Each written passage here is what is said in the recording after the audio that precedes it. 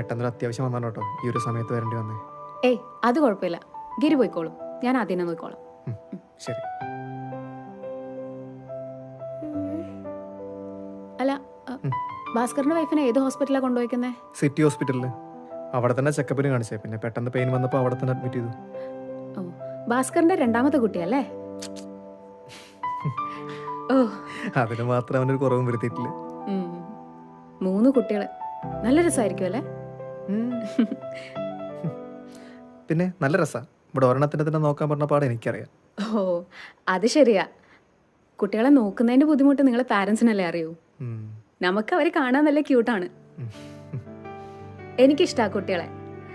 BEd പഠിച്ച് teacher ആവാൻ പോകാനുള്ള മെയിൻ റീസൺ അത് തന്നെയായിരുന്നു. കല്യാണത്തിന് ശേഷം ജോബിനും പോകാൻ പറ്റിയിട്ടില്ല, അമ്മ ആവാനുള്ള ഭാഗ്യവും ഉണ്ടായില്ല. ഓ, ഗിരിയോട് ഞാനത് പറഞ്ഞിട്ടില്ല അല്ലേ? എനിക്ക് കുട്ടികളുണ്ടാവില്ല. ഡിവോഴ്സ് വരെ കാര്യങ്ങൾ എത്താനുള്ള ഒരു റീസണും അത് തന്നെയായിരുന്നു. ഗിരി ഹോസ്പിറ്റലിൽ പോകാൻ ഇറങ്ങിയതല്ലേ, വെറുതെ ലേറ്റ് ആക്കണ്ട. ശരി.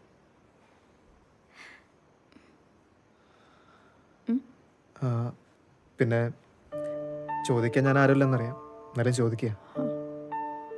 ഇന്നലെ എന്തുണ്ടായേ?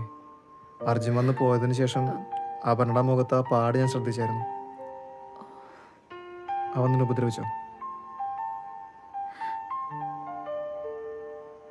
ഗിരി അതൊന്നും കാര്യമാക്കണ്ട, I M handling it.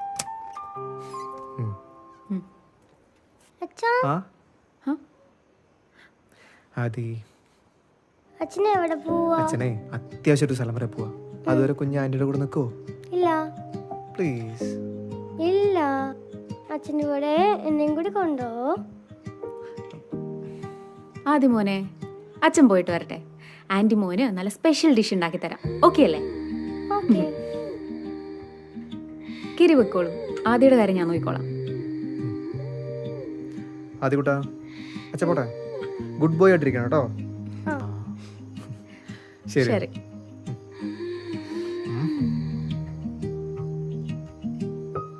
Tata. Tata.